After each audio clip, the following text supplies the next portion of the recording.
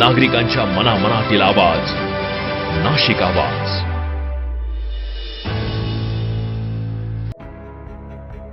दिंडोरी, धुळे, नाशिक लोकसभा मतदारसंघासाठी पंतप्रधान नरेंद्र मोदी नाशिकच्या मैदानात उतरत असताना आजच राष्ट्रवादी काँग्रेसच्या शरदचंद्र पवार पक्षाचे प्रमुख शरद पवार हे देखील नाशिकच्या मैदानात उतरत आहेत.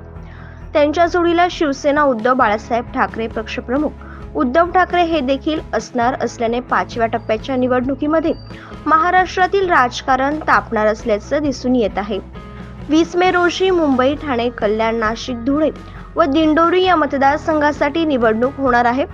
सध्या मुंबईचा प्रचार शिगेला पोहोचलेला असून महाविकास आघाडी आणि महायुतीसाठी नाशिक, धुळे व दिंडोरी हे तिन्ही मतदारसंघ महत्त्वाचे आहेत. त्यामुळे या तिन्ही मतदारसंघात बाजी मारण्यासाठी व देशभर एक सकारात्मक संदेश देण्यासाठी महाविकास आघाडी व महायुतीने कंबर कसली आहे. महायुतीच्या वतीने पंतप्रधान नरेंद्र मोदी हे पिंपळगाव, बसवंत या कांद्याच्या आगारात सभा घेणार आहेत.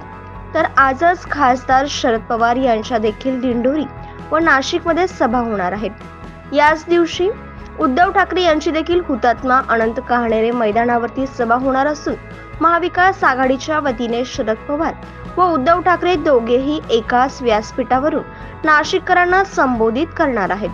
दोघांच्याही संयुक्तपणे सभा घेण्याचे नियोजन आहे. त्याचबरोबर भाजपचे संकटमोचक म्हणून ओळखले जाणारे ग्रामविकास मंत्री गिरीश महाजन हे देखील पुढील 8 दिवस नाशिकच्या मैदानात तळ ठोकून राहणार आहेत. त्यामुळे या 4 ते 5 दिवसात नाशिक हे राजकारणाचे मुख्य केंद्रबिंदू असणार आहे. वृत्तसंकलन विभाग, महाराष्ट्र आवाज, नाशिक.